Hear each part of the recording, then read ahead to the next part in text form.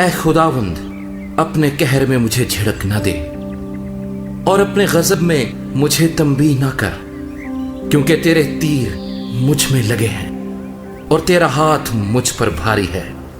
تیرے قہر کے سبب سے میرے جسم میں صحت نہیں، اور میرے گناہ کے باعث میری ہڈیوں کو آرام نہیں، کیونکہ میری بدی میرے سر سے گزر گئی اور وہ بڑے بوجھ کی مانند میرے لیے نہایت بھاری ہے۔ میری حماقت کے سبب سے میرے زخموں سے بدبو آتی ہے، وہ سڑ گئے ہیں۔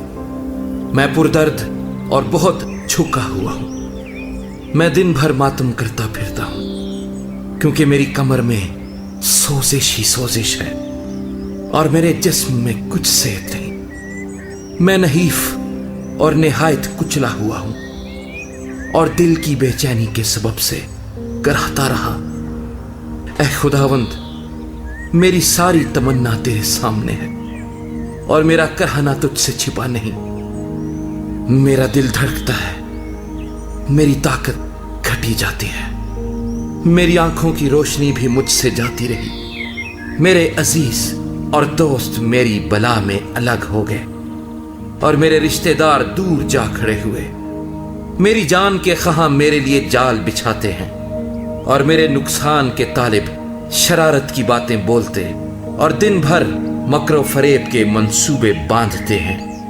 پر میں بہرے کی مانند سنتا ہی نہیں، میں گونگے کی مانند منہ نہیں کھولتا، بلکہ میں اس آدمی کی مانند ہوں جسے سنائی نہیں دیتا اور جس کے منہ میں ملامت کی باتیں نہیں۔ کیونکہ اے خداوند مجھے تجھ سے امید ہے۔ اے خداوند میرے خدا، تو جواب دے گا، کیونکہ میں نے کہا کہ کہیں وہ مجھ پر شادیانہ نہ بجائیں۔ جب میرا پاؤں پھسلتا ہے تو وہ میرے خلاف تکبر کرتے ہیں، کیونکہ میں گرنے ہی کو ہوں اور میرا غم برابر میرے سامنے ہے۔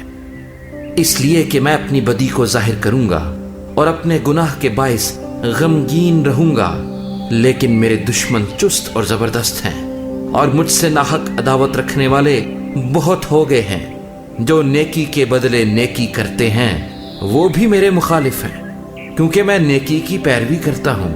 اے خداوند مجھے چھوڑ نہ دے، اے میرے خدا مجھ سے دور نہ ہو۔